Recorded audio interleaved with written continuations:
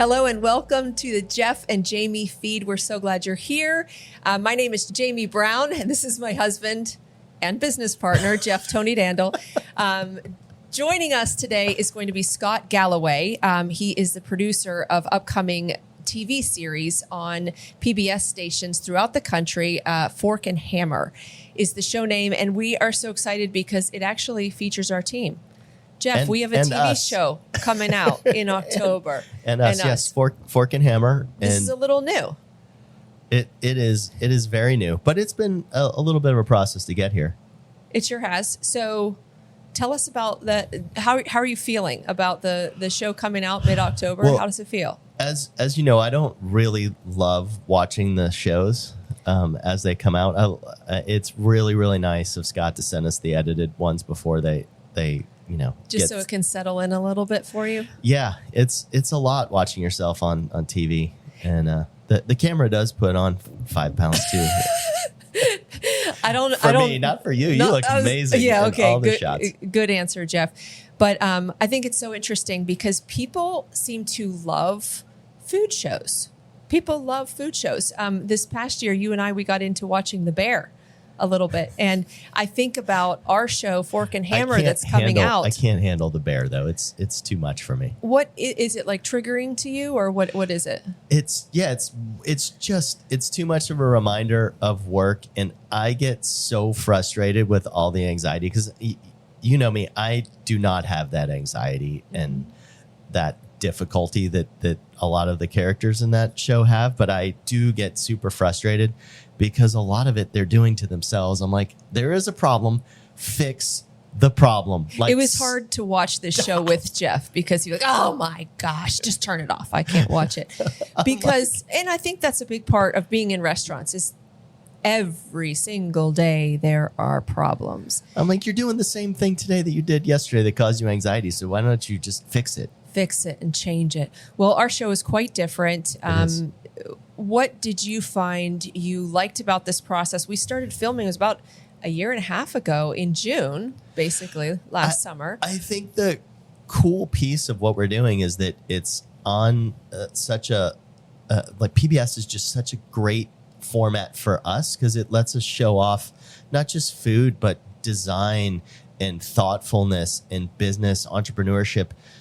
All the different facets of our business. I think, people just think of us as having chefs, but we actually have HR and finance and woodworking. I mean, who's got their own woodworking shop? I mean, there's just so many. It's such a dynamic business, and we're always changing. And to really showcase what we're doing and how hard it is, I think's pretty awesome. Yeah, it is truly a behind-the-scenes look at our world. And I think one of the things that has brought me the most joy is seeing our team and how much a part of it they are.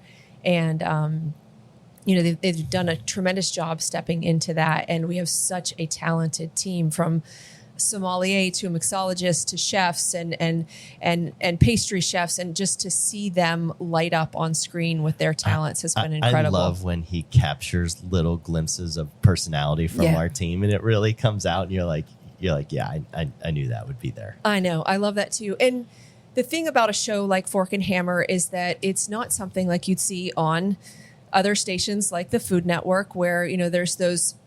This is a program where it's completely funded by sponsors, and it's a totally different business model. And I think for me, it's been really fun to learn and grow in a different direction.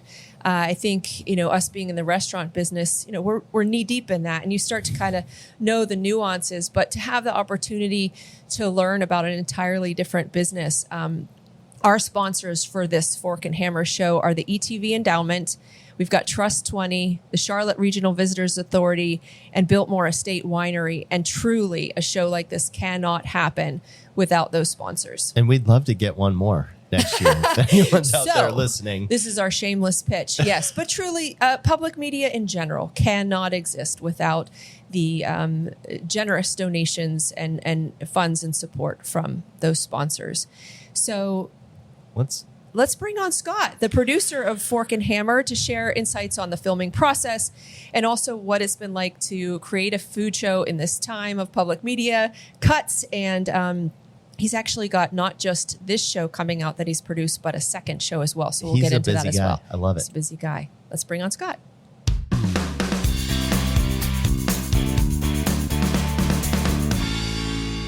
We are getting joined by Scott Galloway, the owner, founder of Susie Films, an international film production company. Thank you. Yes, Yeah. I think that there's some truth to Yeah, that. we We've been went to to Spain Spain. together. Yeah, exactly. We went to That was Spain. international, right? It sure was. Yeah. Thanks for having me. I before we talk about you and all the things you have going on, I just want to know why'd you pick us?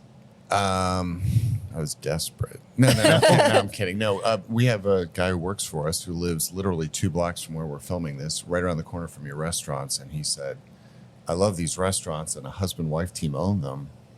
I think that might be a good TV show. And I said, I think you might be right. And frankly, the fact that you own several restaurants and they're all in different buildings and they all do different things, I thought if we could kind of chronicle what you do, that could be really interesting. Now you do stuff nationally and you've done 100 shows, but it is really cool that you're kind of in our backyard and there's a lot of synergies there that you guys aren't too far away. No, it's great. We usually don't film in Charlotte, so having the opportunity to do that here gives us the chance to save money on logistics. We're not buying hotel rooms. We're not getting rental cars. We're not flying. Which is important if you're doing something for PBS. Yes, saving because money. you want to save, put all that money on the screen if you can, for sure.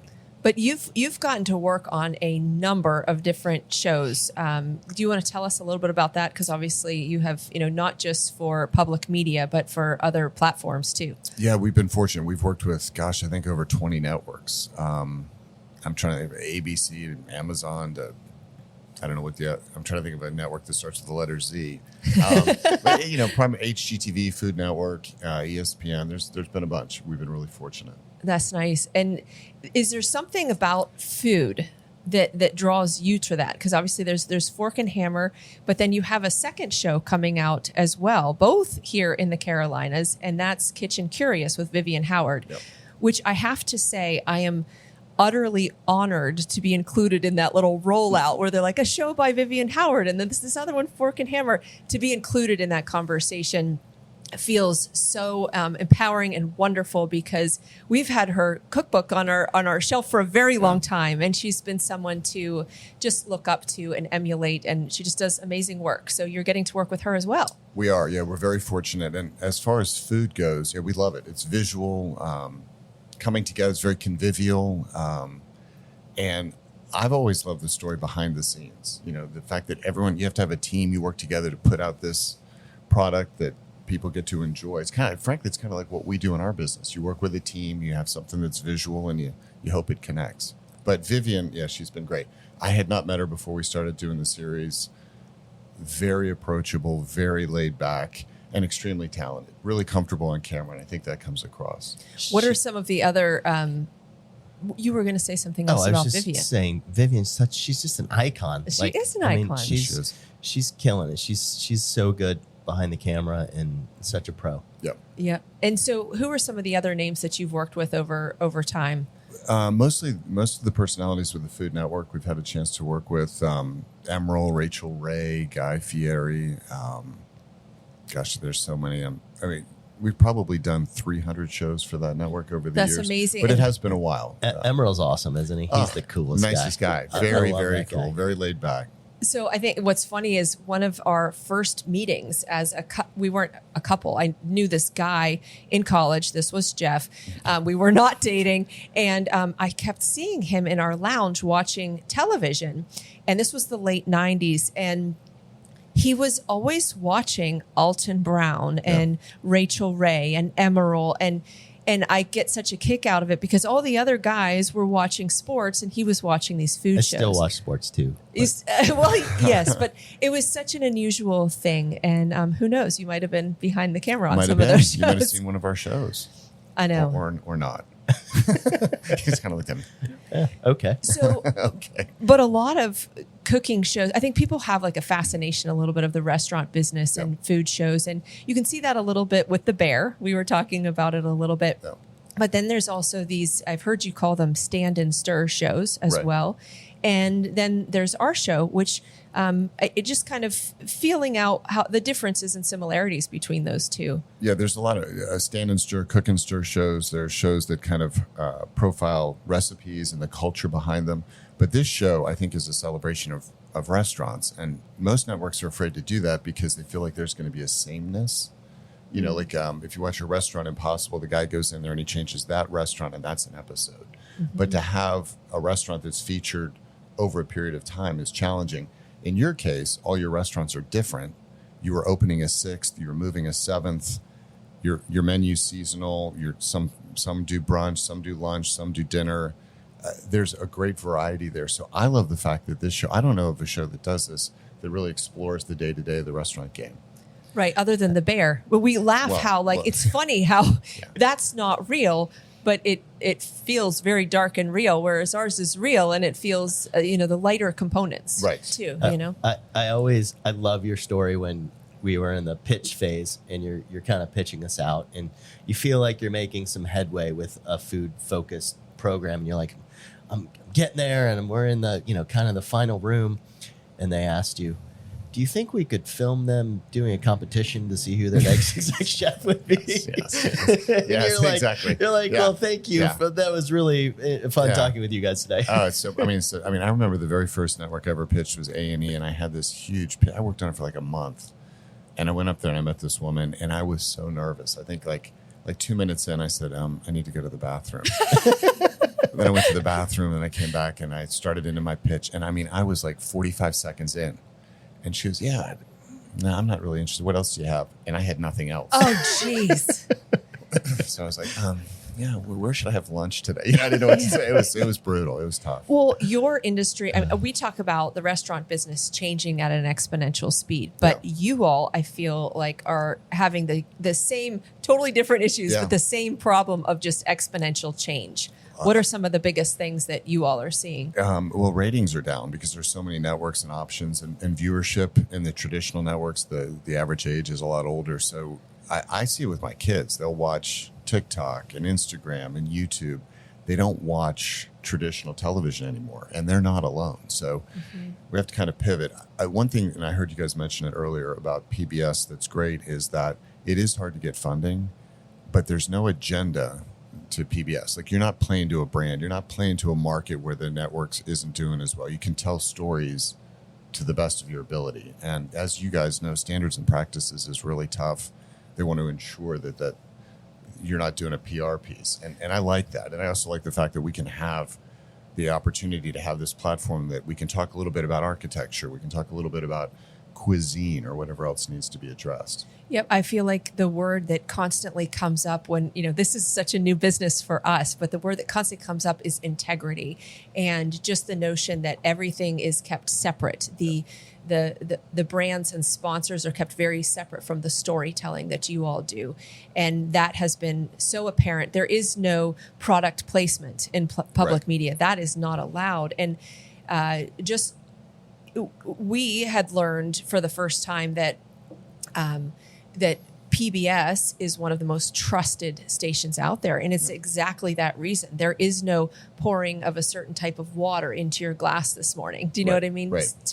And that, I think, is a really fascinating piece of that specific media segment. Yeah, agree. And I think it's important to tell people PBS has lost federal funding, and that's tough, but it's not going away. It's just more challenging.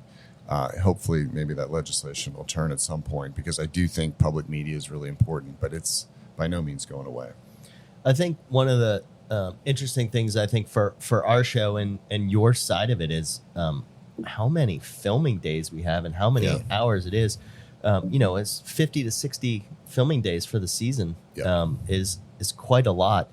And I think it will come across because, you guys are there all the time. But when we first started out, I think our team was like, wow, there's cameras everywhere and all this other stuff. What are we doing today? And I'm like, we're planning for the event that we need. That's what the meeting is about. That's what we actually have to get this done. Like, we're trying to do work on, camera. We're trying to get these things done. We're trying to make these decisions and move things along. And we're really are doing a tasting because we needed to work. It took us a on little while to dish. get used to that too, though. I think our team was like, I don't know what to say. And really, it transpire the way that it's supposed to happen, and you all catch as catch can. Right, exactly. Yeah, there's a great quote by Hitchcock. I'm going to probably botch it, but like film, he said, film is life with all the boring parts cut out.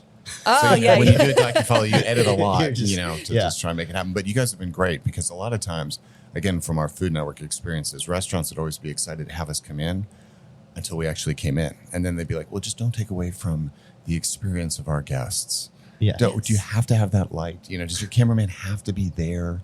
But you guys have been really great. And yeah. Meanwhile, we're doing a tasting, and my chefs, bringing stuff out, and I'm like, no, we're actually making the mac and cheese because it's wasn't right last week, and we need to make it again, and we need to solve this problem and figure it out. Right. Yeah.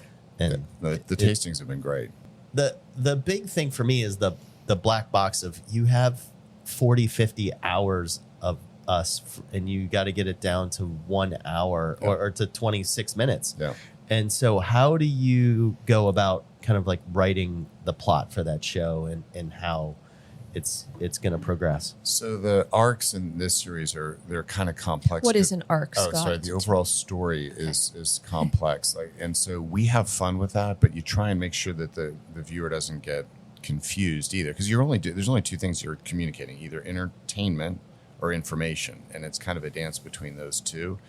In the case of you guys, if we ever come across something where I as a viewer, or I try and put my hat on as a viewer, I go, oh, I didn't know that. That's always great television. Like the one thing, my biggest takeaway is for you all to do what you all do, you have to know a lot about a lot.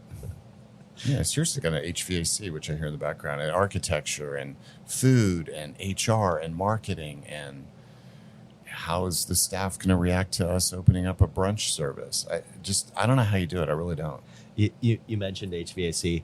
I geeked out for 30 minutes watching an HVAC video on ductwork and the best HVAC. Was this recent? Yeah. Oh. This is. I've got a phone number for you. We're working on a Wow. a spicier personal life, apparently. But This is like, but I mean, it's just This is a low those point. little things are so important in our Yeah, business, yeah. and I'm like, wow, I got to do a better job with where these ducks are placed, and Right. I mean, it's like eye-opening thing, right? I'm You, like, you hear me talk about this all the time. I mean, early on, I remember you giving me a lesson on limes, size of the lime, when you cut the lime, how long the lime's in the free. I mean, it was amazing just on limes. yeah, when you juice a lime, oh boy, he's going again. well, Here we it's go. just- I thought that was rhetorical, but no. the flavor changes It over does. the course of the evening.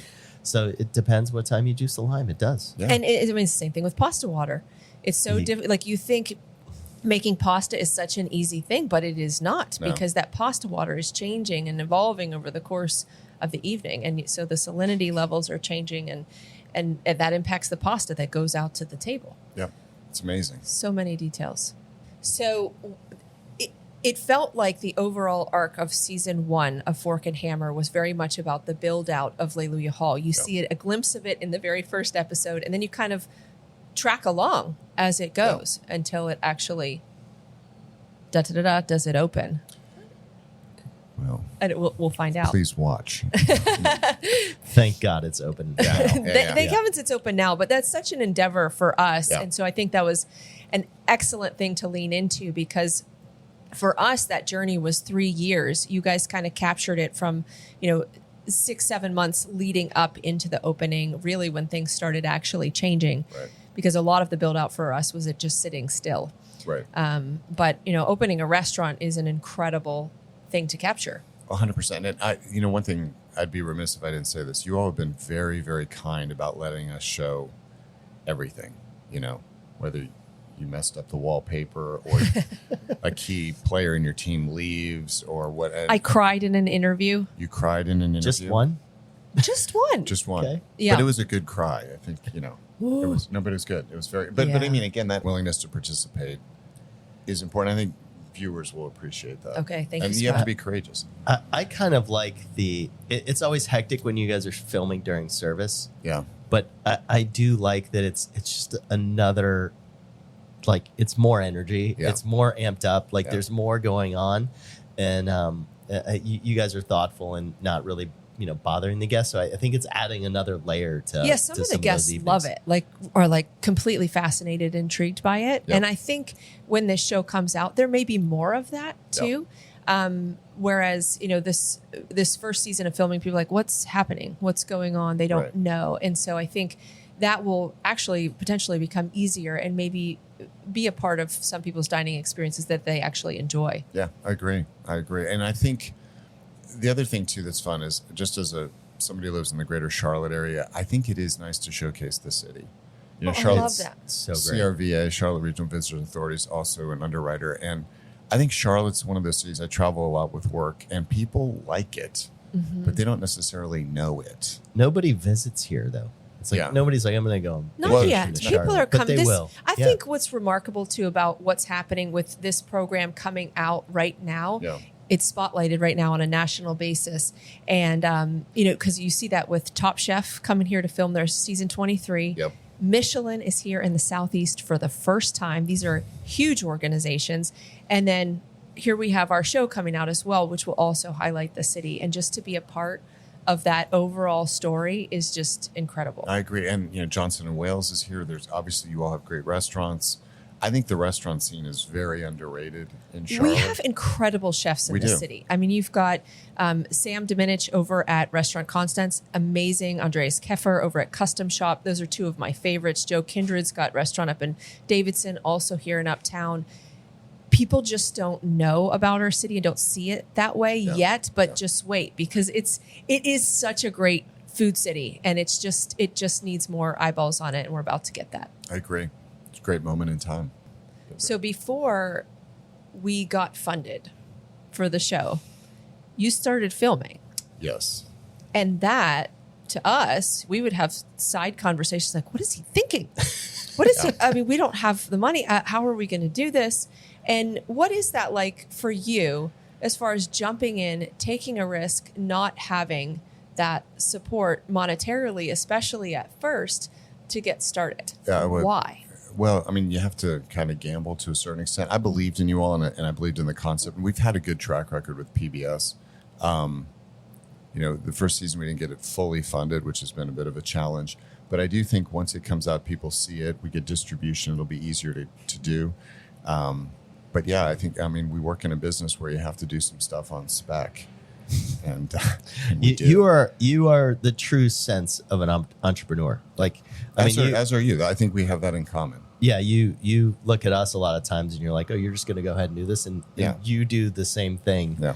And utmost respect for doing it. I mean, you guys, you brought a whole crew to Spain to film with us, and we were moving funding along at that point, but it was not locked down by any means. By any means, no. And that was great. I'd never been to Spain before. What a beautiful country. I figured if this thing bombs, at least I get a trip to Spain. We had a good time hanging out in Spain together.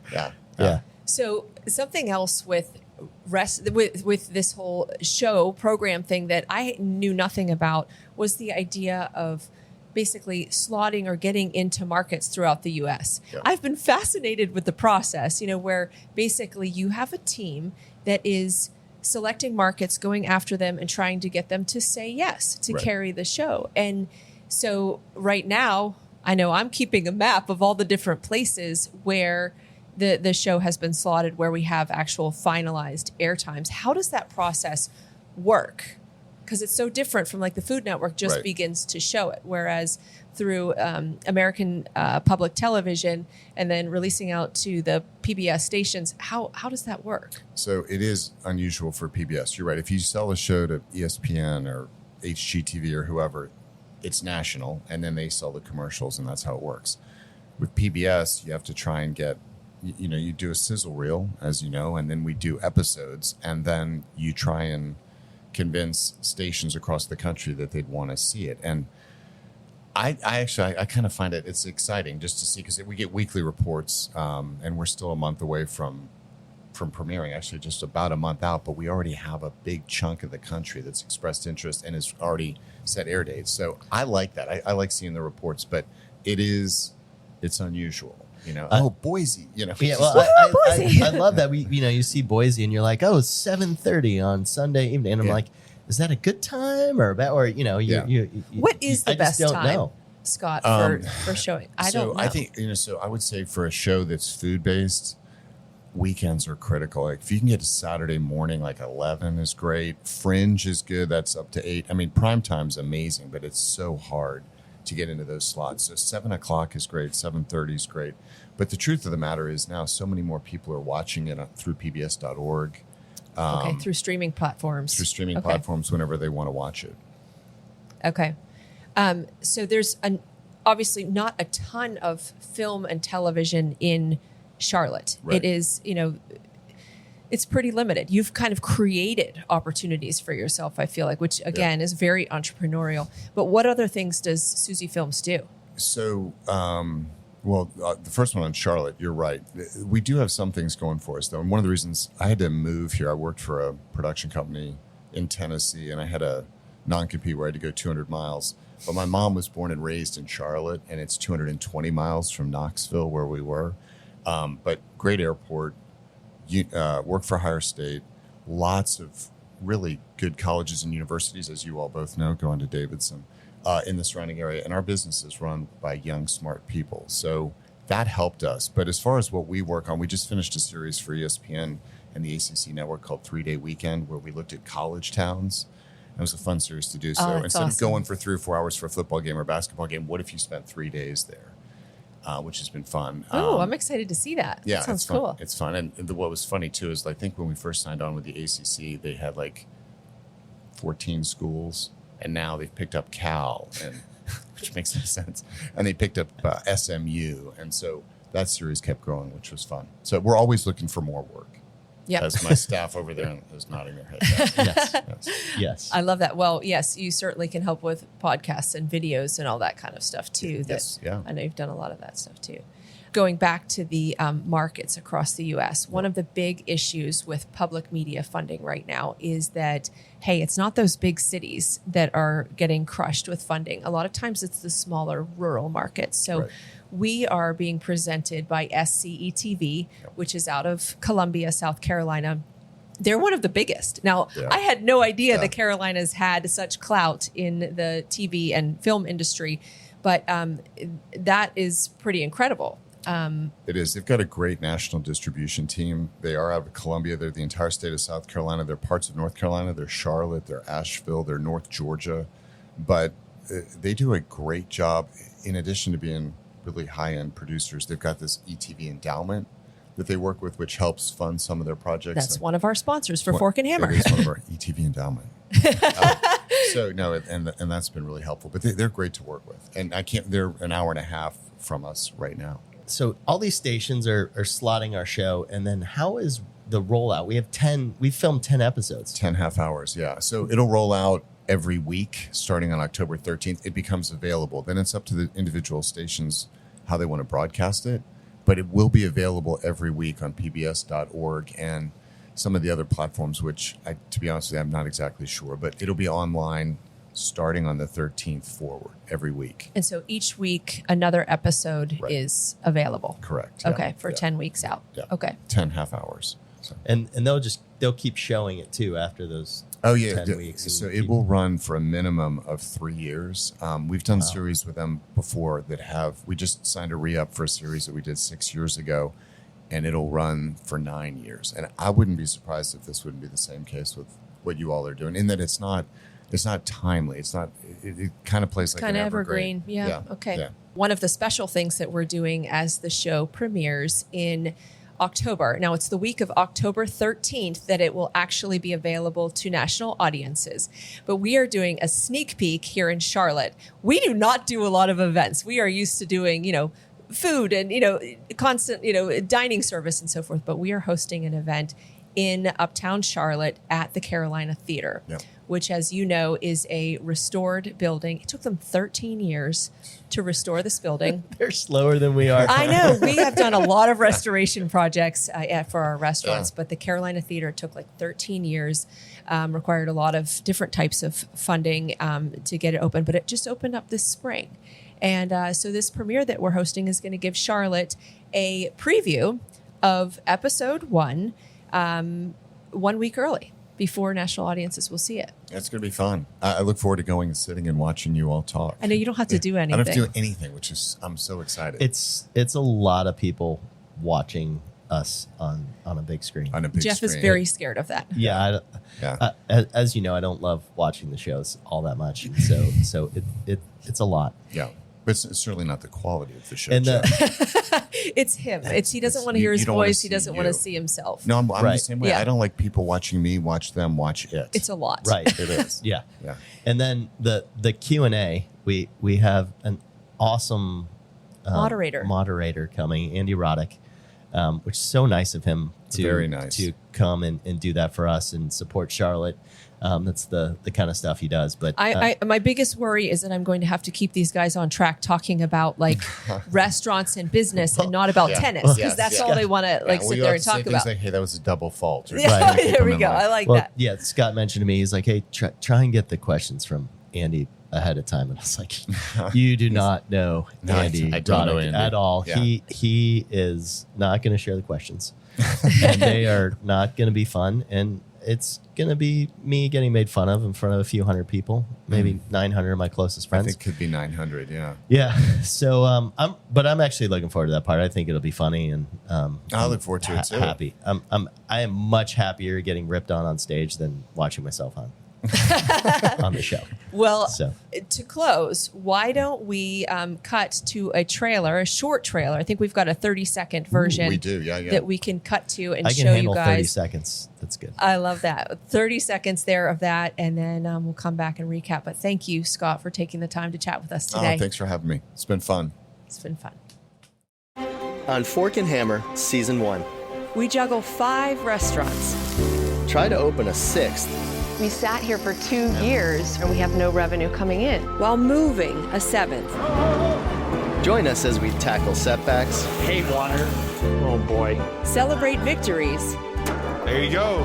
and share moments that remind us why we do this.